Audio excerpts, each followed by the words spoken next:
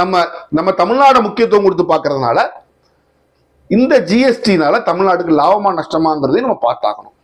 பழைய வரி விதிப்பு முறைக்கும் இந்த ஜிஎஸ்டிக்கும் ஒரு மிக மிக முக்கியமான ஒரு வித்தியாசம் என்னன்னா, பழைய வரி விதிப்புல எங்க ஒரு பொருளை தயாரிக்கிறார்களோ அங்க வரி விதிச்சாங்க.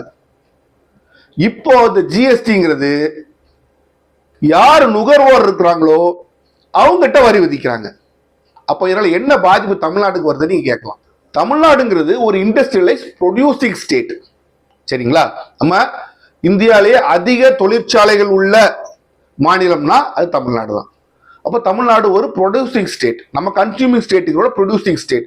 அப்போ தமிழ்நாடு அரசு இந்த ஜிஎஸ்டி வர்றதுக்கு முன்னாடி இங்க ப்ரொடியூஸ் பண்ற எல்லா பொருள்கள்லையும் பல்வேறு வரி விதிச்சு தமிழ்நாடு அரசுக்கு ஒரு கணிசமான தொகை வரியா வந்துச்சு.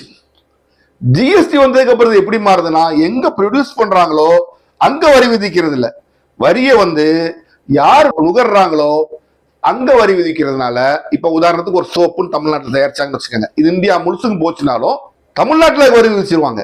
சோ தமிழ்நாட்டுக்கு அதுல காசு வந்துச்சு. இப்ப இந்தியா தமிழ்நாட்டுல 100 சோப் ப்ரொடியூஸ் பண்றாங்கன்னா 10 தான் தமிழ்நாட்டுல கன்சியூம் பண்ணுவாங்க. 90 சோப் வெளியூருக்கு போச்சுன்னா அந்த எந்தெந்த ஊர்ல வாங்குறாங்களோ அந்த ஸ்டேட் கவர்மெண்ட்டுக்கு தான் அந்த காசு கிடைக்கும், தமிழ்நாட்டுக்கு கிடைக்காது.